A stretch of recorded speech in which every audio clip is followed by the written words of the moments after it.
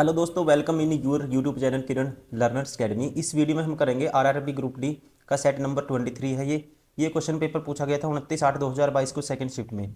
इस पेपर में जितने भी साइंस के क्वेश्चन आए थे इस वीडियो में कवर करेंगे। ठीक है, हमारा टारगेट है टोटल 99 सेट। ठीक है, आपके एग्जाम से पहले 99 सेट हम कवर कर लेंगे। अगर ये सारे 2500 के आसपास क्वेश्चन है कर लेते हो आप, आपका सिलेबस तो रिवाइज हो ही जाएगा।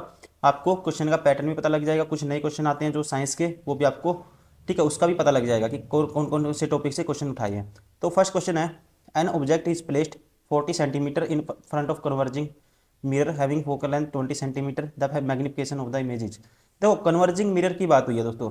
ठीक है, जैसे कॉनकेव मिरर है, ये क्या है, लाइट को कन्वर्ज करता है, कन्वर्जिंग मिरर है। कॉन्वेक्स, ठीक है ये है कॉन्वेक्स है जो, ये डाइवर्जिंग है। फिर कॉनकेव लेंस है, वो भी डाइवर्जिंग है। ठीक है, आपको पता होना चाहिए। तो बात किसकी हो रही है, कॉनकेव की। तो यहाँ पे जो u लेते हैं नेगेटिव, तो 1/v 1+1/u। ठीक है, 1/v + 1/u is equal to होता है 1/f। तो यहाँ पे 1/v आपको निकालना है, क्या निकालना है, मैग्निफिकेशन। मैग्निफिकेशन होता है -v/u होता है। ठीक है, कॉनकेव मिरर के केस में। अब देखो u तो नेगेटिव लेते हैं। ठीक है, कॉनकेव मिरर के केस में u क्या लेते हैं, हम नेगेटिव लेते हैं। तो u की वैल्यू क्या है, ऑब्जेक्ट की डिस्टेंस है 40। ठीक है, object placed at 40 centimetre in front of converging mirror, ये आएगा 1 - 1/40। और ये होगा माइनस के, f भी नेगेटिव लेते हैं। देखो f नेगेटिव लेते हैं किसमें, कॉनकेव मिरर में। कॉन्वेक्स में पॉजिटिव लेते हैं। ठीक है, तो ये आएगा माइनस के 1/20। तो 1/v की वैल्यू आएगी हमारे पास, उस साइड प्लस हो जाएगा, ये -1/20 + 1/40। एलसीएम आ रहा होगा दोनों का 40। ठीक है, ये आएगा -2 + 1 -1/40। तो यहाँ से v की वैल्यू क्या आएगी, v आ गया हमारे पास -40 सेंटीमीटर। अब m निकालना है मुझे। ठीक है, माइनस के भी माइनस माइनस प्लस हो जाएगा, और u तो नेगेटिव लेते हैं इसमें। ठीक है, u की वैल्यू है -40। तो कैंसिल आउट करेंगे, क्या आएगा, -1 आएगा। Option second is correct. Question number 2, an object is placed on the principal axis of convex lens at a point between f1 and the 2f1, its image formed is. देखो concave lens का case है। ठीक है, concave lens की बात हो रही है यहाँ पे। हम बनाएंगे पहले कॉनकेव लेंस। ये है, मान लो कॉनकेव लेंस है दोस्तों। ठीक है, ये है, ये सेंटर है। ये मान लो प्रिंसिपल P2 है, ये P1 है, और ये है f1, और ये है दोस्तों, ठीक है, 2f। अब देखो, अगर ऑब्जेक्ट कहाँ रखना है, बिटवीन f1 एंड, ठीक है, बिटवीन f1 एंड 2f1, यहाँ ऑब्जेक्ट रखोगे तो इसकी इमेज ध्यान रखेंगे। इसमें 3-4 पॉइंट होते हैं, आपको याद रखना है। 2f पे हो सकता है ऑब्जेक्ट, और एक होता है इन्फिनिटी पे। अगर ऑब्जेक्ट एक इन्फिनिटी पे होगा, दूसरा कहाँ होगा, इन्फिनिटी और 2f के बीच में होगा। तीसरा कहेगा 2f पे होगा तीसरा। चौथा यहाँ हो सकता है इनके बीच में। पांचवा यहाँ होगा। और छठा क्या कहाँ हो सकता है, फोकस और प्रिंसिपल के बीच में। ठीक है, अब इमेज जो बनती है ना, अगर ऑब्जेक्ट होगा इन्फिनिटी पे तो इमेज बनेगी, ध्यान रखेंगे, इन्वर्टेड तो बनेगी बनेगी। ठीक है, इन्वर्टेड तो बनेगी बनेगी, ध्यान रखेंगे। तो इमेज अगर इन्फिनिटी पे होगा तो यहाँ पे बनेगी इमेज, एफ पे बनेगी। ठीक है, ये है मान लो F1।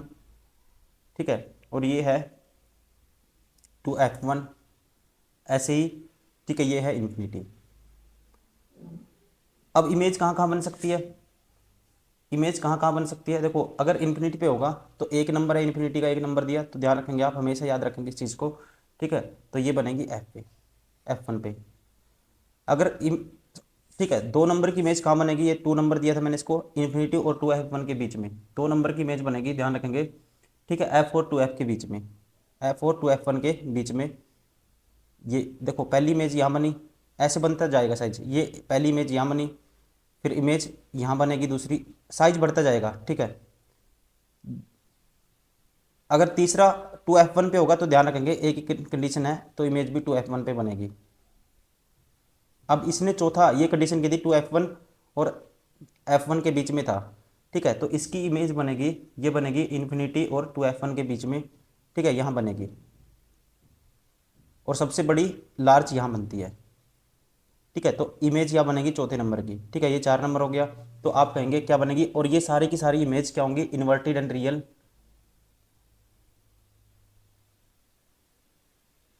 इन्वर्टेड एंड रियल, ठीक है। क्या बनेगी, इन्वर्टेड एंड रियल। ये इमेज बनेगी नोट द लार्जेस्ट, लार्जेस्ट तो बनेगी लेकिन सबसे बड़ी नहीं बनेगी, ये बनेगी real and enlarged. Option 4 is correct. Question number 3, the urea cycle takes place in the human dash. Urea cycle पूछा है, ठीक है। तो साइकिल कहाँ होता है, तो ये ध्यान रखेंगे यूरिया का, ये होता है लीवर में, ठीक है ना, किडनी में नहीं होगा दोस्तों, ठीक है। इसमें क्या है, लीवर में NH3 अमोनिया के इसमें यूरिया में कन्वर्ट हो जाता है, और जो किडनी है, किडनी किसका काम करता है दोस्तों, ये फिल्ट्रेशन का काम करता है, और इससे फिर बाहर निकल जाता है मूत्र मार्ग से, ठीक है। इसमें कन्फ्यूज नहीं होंगे आप, जो साइकिल होता है वो ये कहाँ पर होता है, urea cycle take place in the human liver. Option second is correct. Question number 4, an object is placed in front of the concave mirror at a point between the focus and the pole P, the image formed at point and dash is, ठीक है। देखो concave mirror की बात है, ये है मान लो concave mirror, ये है दोस्तों प्रिंसिपल, ये है प्रिंसिपल, ये फोकस है, ये सेंटर ऑफ कर्वेचर है, और ये है इन्फिनिटी। काफ़ी टाइम बार ये क्वेश्चन आता है, ठीक है, हम कई बार कर चुके हैं इसको। अब देखो ऑब्जेक्ट की पोजीशन कहाँ कहाँ हो सकती है, ऑब्जेक्ट हो सकता है यहाँ पे हो सकता है, 1 नंबर दे दिया इसको। इन दो सेंटर ऑफ कर्वेचर इन्फिनिटी के बीच में होता है, 2 नंबर दे दिया। सेंटर ऑफ कर्वेचर पे हो सकता है, कहीं भी रखने की बात कर सकता है वो, जैसे इस क्वेश्चन में पूछा है, 3 नंबर दे दिया इसको, 4 नंबर। ये फोकस पे हो सकता है, 5 नंबर। फोकस और पोल के बीच में हो सकता है, ये हो गया 6 नंबर। अब इमेज आप ध्यान रखेंगे, ठीक है, इसको याद करने की शॉर्ट ट्रिक भी है ये। अब जैसे मैंने काउंटिंग ऐसी करी है ना, अब आप इसकी राइट टू लेफ्ट काउंटिंग करो। स्टार्टिंग कहाँ से करोगे, यहाँ से 1 से, ठीक है। तो इमेज बनेगा, एक तो एफ पे बन सकता है, जो 1 नंबर देना आपको एफ को देना है 1, ठीक है। इमेज का साइज बढ़ता जाएगा, ये 2 नंबर यहाँ बन सकती है, 3 नंबर यहाँ बन सकती है, 4 नंबर, और यहाँ होगी, ठीक है, 5 नंबर, ठीक है। अब देखो जब ऑब्जेक्ट इन्फिनिटी पे था तो इमेज कहाँ बना, फोकस पे बना। जब ऑब्जेक्ट कहाँ था, इन्फिनिटी और सेंटर ऑफ कर्वेचर के बीच में था, इमेज कहाँ बना, 2 नंबर कहाँ पे है, सेंटर ऑफ कर्वेचर और फोकस के बीच में, यहाँ बना, ठीक है। तो ये आपको ध्यान रखना है। अभी इसने किस पे कहा, ये आपको याद कर लेना है, ठीक है, रट लेना है इसको। Concave mirror at a point between focus and pole P, ठीक है। ऑब्जेक्ट कहाँ पे है दोस्तों, फोकस एंड पोल पी के बीच में, फोकस और पोल पी के बीच में है, 6 नंबर। तो इसमें एक ही केस होता है, ठीक है, एक ही इमेज होती है। जब ऑब्जेक्ट ये 6 नंबर का ऑब्जेक्ट यहाँ होगा ना, एक ही इमेज होती है, जो बिहाइंड द मिरर आपको इमेज बनेगी, ठीक है। ये सबसे बड़ी तो नहीं होगी लेकिन लार्जर होगी, ठीक है। और क्या होगी, वर्चुअल होगी, ठीक है। इरेक्ट होगी, इरेक्ट मतलब कि सीधी होगी, वर्चुअल होगी, वर्चुअल मतलब कि जिसको पर्दे पे नहीं उतारा जा सकता, ठीक है, वो इमेज होगी, लेकिन लार्जेस्ट नहीं होगी। तो आप कहेंगे, ठीक है, कहाँ बनेगी, बिटवीन द एफ, ये बार हो गया, बिटवीन तो इनके किसके बीच में तो बनेगी नहीं, बिहाइंड द मिरर बनेगी, छोटी नहीं बनेगी, ठीक है, लार्ज बनेगी, नोट नोट लार्जेस्ट, ठीक है। क्या कहेंगे, इन लार्ज बनेगी और बिहाइंड द मिरर बनेगी। ऑप्शन 3 इज करेक्ट, ठीक है। इसको क्या करोगे आप, ये 6 नंबर है इमेज। एक ही कंडीशन है जिसमें इमेज क्या, इरेक्ट मतलब कि सीधी बनेगी, बाकी सारी क्या इन्वर्टेड बनेगी, उल्टी बनेगी, ठीक है। Question number 5, an object is placed on the principal axis of lens power 4d, ठीक है। पावर की जो डायप्टर यूनिट होती है, पावर की वैल्यू है कितनी है, 4 डायप्टर है पावर, ठीक है। An object is placed on the principal axis of a lens power 4d at a distance of 30 centimetre. Distance क्या है, 30 सेंटीमीटर ऑब्जेक्ट की। The image formed is, power होता है, जो पावर होता है 1/f होता है, ये ध्यान रखेंगे, और 1/f पावर होता है। तो यहाँ से, ठीक है, f की वैल्यू क्या आएगी, 1 पावर हो जाएगा, पावर है 4, ये आएगा मीटर में लेते हैं 0.25 मीटर आएगा, सेंटीमीटर में कन्वर्ट करेंगे इसको, 100 से मल्टीप्लाई करेंगे 25 सेंटीमीटर, ठीक है। तो यहाँ से एफ क्या आया 25 सेंटीमीटर पॉजिटिव, ठीक है। और जो ऑब्जेक्ट क्या है यू है 30 सेंटीमीटर। यू भी पॉजिटिव है, एफ भी पॉजिटिव है। ये किस केस में होता है, काफ़ी बारी हम डिस्कस कर चुके हैं, ये होता है कॉन्वेक्स लेंस के केस में, ठीक है। तो लेंस कौन सा है, कॉन्वेक्स, और कॉन्वेक्स में सारी की सारी इमेज, ठीक है, ये बनती है। कॉन्वेक्स लेंस में कहाँ बनती है, यहाँ बनेगी, ठीक है। इमेज सारी की सारी क्या होती है, रियल और इन्वर्टेड होती है। तो आप कहेंगे तो कौन सा ऑप्शन होगा, option second is correct, real and inverted. Question number 6, consider the following statement about the force acting on a current carrying straight conductor placed in the magnetic field. और बताना है इनमें से कौन सी statement, which statement above the statement are correct, correct बतानी है आपको कौन सी है, ठीक है। इनमें से करेक्ट बतानी है आपको कौन सी है। देखो पहला कहता है the direction of the force does not depend on the direction of the current conductor, current in the conductor. दोस्तों ये गलत हो गया, ठीक है। तो फोर्स क्या है, डिपेंड करेगी कंडक्टर के ऊपर, मतलब कि जो करंट है उसके ऊपर, कंडक्टर के अंदर, उस पर डिपेंड करेगी, ये गलत है। The direction of the force depends on the direction of the magnetic field in which the conductor is placed, ठीक है। जो फोर्स की डायरेक्शन है, ठीक है, डिपेंड करेगी direction of the magnetic field in which the conductor is placed, जहाँ पे क्या है कंडक्टर को रखा गया है, ठीक है। जो फ्लेमिंग लेफ्ट हैंड रूल है, इसकी डायरेक्शन किससे पता चलती है, फ्लेमिंग लेफ्ट हैंड रूल से, ठीक है। जो डायरेक्शन ऑफ फोर्स जो एक्सपीरियंस करते हैं करंट कैरिंग कंडक्टर या करंट कैरिंग स्टेट कंडक्टर, जब हम किस में रखते हैं, मैग्नेटिक फील्ड में, ठीक है। और ये क्या होते हैं, परपेंडिकुलर होते हैं, ठीक है। क्या होती है, डायरेक्शन परपेंडिकुलर होती है। ये ऑप्शन सेकंड क्या है दोस्तों, बी ठीक है, पहला गलत है, ठीक है। और जो फ्लेमिंग राइट हैंड रूल क्या कहता है, राइट हैंड रूल क्या देता है, जो डायरेक्शन देता है करंट की, या कहेंगे इंड्यूस्ड करंट की, जो करंट अपने आप पैदा हो जाता है, ठीक है, कोयल के अंदर due to rotation in the magnetic field. तो इसका कौन सा, ओनली बी सही होगा, option third is correct. Question number 7, the primary excretory product of the dash is uric acid. कहते हैं डैश का प्राथमिक उत्सर्जी उत्पाद यूरिक अम्ल है। ये है जी किसका, बर्ड्स का, ठीक है, पक्षियों का, option second is correct. Question number 8, two resistors, ठीक है, ए एंड बी 10 ओम है और 15 ओम है, are connected in the parallel, the combination connected to 3 volt battery, the current through the battery is. देखो पहले हम क्या निकालेंगे, इक्विवेलेंट रेजिस्टेंस निकालेंगे। पैरेलल में क्या हो जाता है, दोनों रेसिप्रोकल में जो इक्विवेलेंट रेजिस्टेंस आएगा 1/R होता है, 1/R1 प्लस 1/R2, 1/10 प्लस 1/15, ठीक है।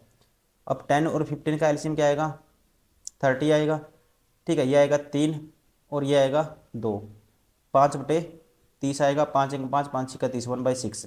तो आर की वैल्यू क्रॉस मल्टीप्लाई करेंगे, आर आ रहा होगा कितना, 6, आर की वैल्यू 6 आ गई दोस्तों, ठीक है। आपको बताना है क्या करंट है, तो वी होता है, V equal to I R होता है, ठीक है। आई की वैल्यू क्या होगी, V/R होगी, ठीक है। और वोल्टेज कितना है, 3 वोल्ट है, आर कितना है, 6 है, ठीक है। ये आएगा 0.5 एम्पियर, ठीक है। करंट कितना है, 0.5 एम्पियर। कौन सा ऑप्शन है, option 4 is correct. Question number 9, mono hybrid cross is the combining of two plants with dash different version of trait.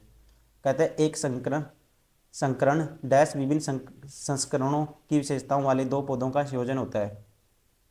ये होता है कितने, 2, ठीक है ना। Mono hybrid cross section is the combination of two plants with two different version of trait, ठीक है।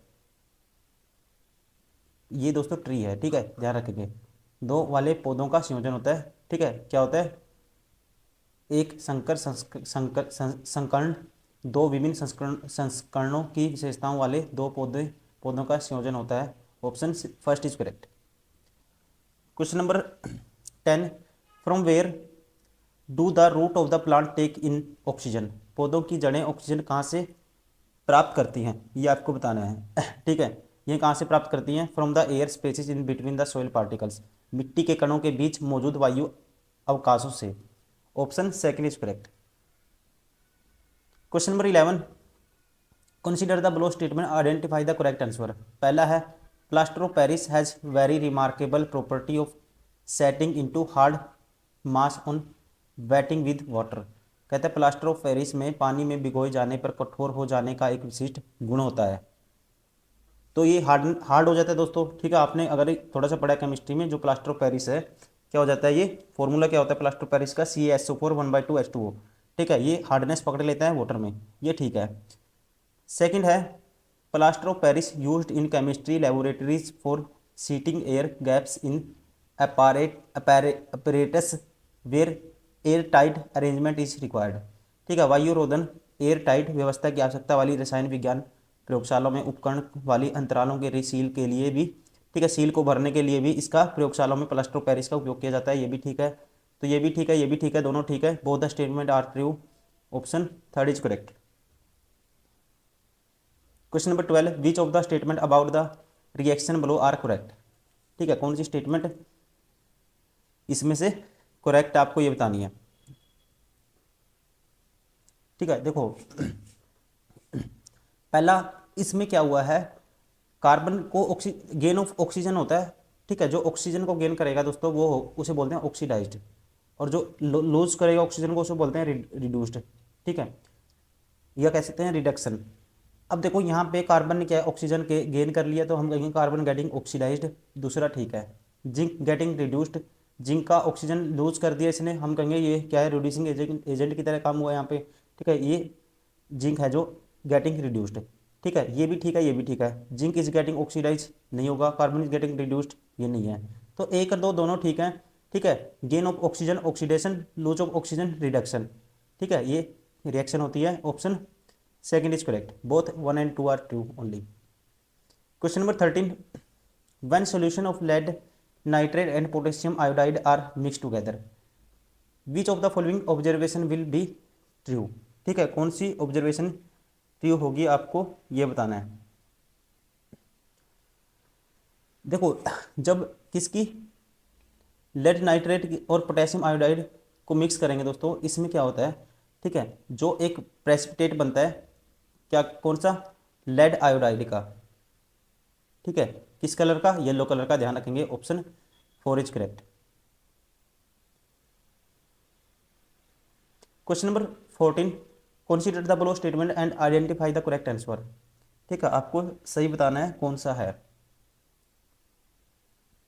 पहला कहता है according to Newland assumptions only 56 element exist in the nature, दोस्तों इसने कहा था, ठीक है। टोटल कितने हैं, 56 है, और पहले की प्रॉपर्टी सेम होती है 8th के बराबर, ठीक है। जो 8th एलिमेंट है उसकी प्रॉपर्टी किसके सेम होगी, फर्स्ट एलिमेंट के बराबर, ठीक है।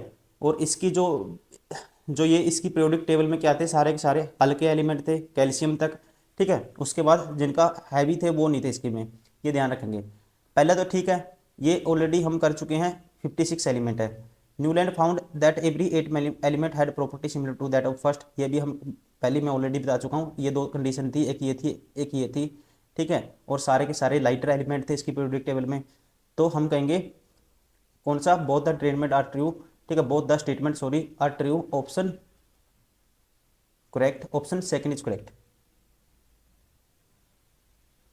Question number 15, we on an individual basis can help to reduce the production of waste by following certain practices, which of the following will however cause increase in waste, कहते हैं हम व्यक्तिगत आधार पर कुछ विधियों का पालन करके अपशिष्टों के उत्पादन को कम करने में मदद कर सकते हैं। निम्न में से किस कारण से अपशिष्टों के उत्पादन में वृद्धि, ठीक है, होगी, किस कारण से अपशिष्टों के उत्पादन में वृद्धि होगी ये आपको बताना है। पहला, उपयोग की गई वस्तुओं को दान कर देने से, ये नहीं है दोस्तों। खरीदारी के लिए कपड़े या जूट के थैलों का उपयोग करने से वृद्धि पूछा इसने। Tin file, plastic wrap, paper towel, plastic zip bag का उपयोग करने से, इससे वृद्धि होगी, ठीक है, किसमें, अपशिष्टों के उत्पादन में। तो ये थर्ड इसका ऑप्शन होगा जो इसने पूछा था। बाकी क्या है, ठीक है, इनसे वृद्धि नहीं होगी, इनसे अपशिष्टों के उत्पादन में वृद्धि होगी, थर्ड से, option third is correct. Question number 16, which of the following is not necessary for the autotrophic nutrition, सब पोषण के लिए निम्न में से किसकी आवश्यकता नहीं होती है, ठीक है, ये इसने पूछा है। तो किसकी नहीं होती, क्लोरोफिल की होती है, कार्बन डाइऑक्साइड की होती है, लाइट की होती है, ऑक्सीजन की नहीं होती, option third is correct. Question number 17, which of the following has maximum electrical resistivity, silver, copper, iron, nichrome, electrical resistivity आपको बतानी है किसकी क्या होगी, मैक्सिमम इलेक्ट्रिकल रेजिस्टिविटी होगी, ये आपको बताना है। ठीक है, रजिस्टिविटी है जो लेंथ पे तो डायरेक्टली प्रोपोर्शनल होती है, जो और एरिया पे क्या हुआ है, एरिया ऑफ क्रॉस सेक्शन के इन्वर्सली प्रोपोर्शनल होती है। ठीक है, तो निक्रोम की सबसे ज़्यादा होगी दोस्तों, ध्यान रखेंगे रजिस्टिविटी ज़्यादा होती है, इसलिए इसका यूज भी किया जाता है। ठीक है, निक्रोम का जो हीटिंग एलिमेंट है उनमें ज़्यादातर यूज करते हैं, ताकि वो हाई रजिस्टिविटी होने की वजह से उनमें क्या है, वो गर्म नहीं होते, पिघलते नहीं है। ठीक है, इससे बनाए हुए स्ट्रक्चर, इसलिए इसका यूज किया जाता है। तो सबसे ज़्यादा ध्यान रखें किस में होगी, इनमें से निक्रोम में, option second is correct. Question number 18, which of the following are not use washing soda. Washing soda का कौन सा यूज नहीं है, वॉशिंग सोडा। ठीक है, जिसे बोलते हैं दोस्तों सोडियम बाइकार्बोनेट। ठीक है, या इसे बेकिंग सोडा भी बोलते हैं।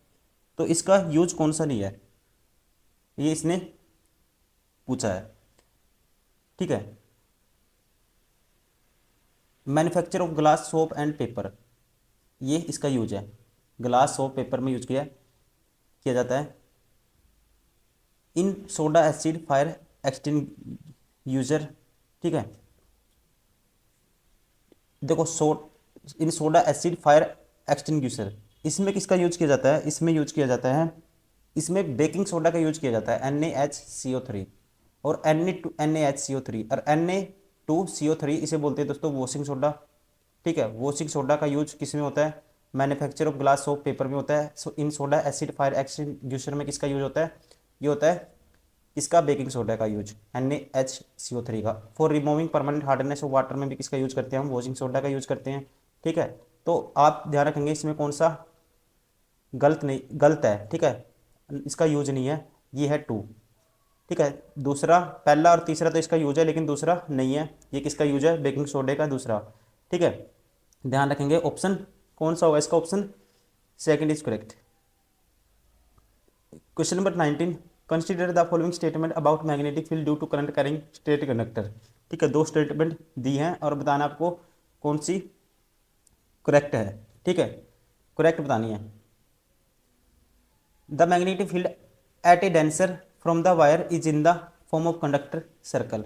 ठीक है, कहते हैं magnetic field at a dancer from the wire is in the form of the concentric circle. तो मैग्नेटिक फील्ड कहता है ऐसे होती है, क्या बनाएगी, कॉन्सेंट्रिक सर्कल बनाती है। ठीक है, तार आर दूरी पर उत्पादित चुंबकीय क्षेत्र संकंदी वृत्त के रूप में होता है। ठीक है, ऐसे होता है, तो ये पहला ठीक है। The radius of the concentric circle increases has the distance from the conductor increases. अगर कंडक्टर का डिस्टेंस बढ़ेगा, ठीक है, तो रेडियस क्या होगा, कॉन्सेंट्रिक सर्कल इंक्रीज होगा, ये भी ठीक है, दोनों ठीक है, both A and B, option second is correct. Question number 20, C3H6 belong to the homologous series of. ठीक है, C3H3 belongs to the homologous series of. देखो होमोलोजस सीरीज को हम डिफ्रेंशिएट कर रहे हैं CH2 ग्रुप से। ठीक है, CH2 ग्रुप से डिफ्रेंशिएट करते हैं दोस्तों, अलग करते हैं हम। अभी जैसे ये है दिया C3H6। ठीक है, इसमें एक कार्बन ऐड कर देंगे, CH2 ग्रुप ऐड कर देंगे। ठीक है, ये होगा C4H8, फिर होगा C5H10। ठीक है, CH2 ग्रुप ऐड होता रहेगा। ठीक है, और ये क्या है, सेम होमोलॉजस सीरीज है सारी की सारी, और इसे बोलते हैं एल्कीन। ठीक है, ऑप्शन सेकंड इज करेक्ट। क्या है ये, alkynes. Question number 21, 3 identically bulbs are connected in parallel to a battery of 6 volt if the current in the circuit is 0.6 ampere. ठीक है, 3 आइडेंटिकल बल्ब्स हैं, कनेक्ट कर दिए parallel to a 6 volt battery के साथ, current in the circuit is 0.6 ampere, the power dissipated by the battery is, power आपको बतानी है। तो पावर क्या होता है, पी होता है VI के बराबर। ठीक है, वोल्टेज इंटू करंट होता है, वोल्टेज कितनी है 6 वोल्ट है, करंट कितना है 0.6 है, तो ये आएगा 3.6 volt, option second is correct. Question number 22, how many double bonds are there in the structure of benzene. ठीक है, बेंजीन में कहते हैं कितने डबल बॉन्ड है।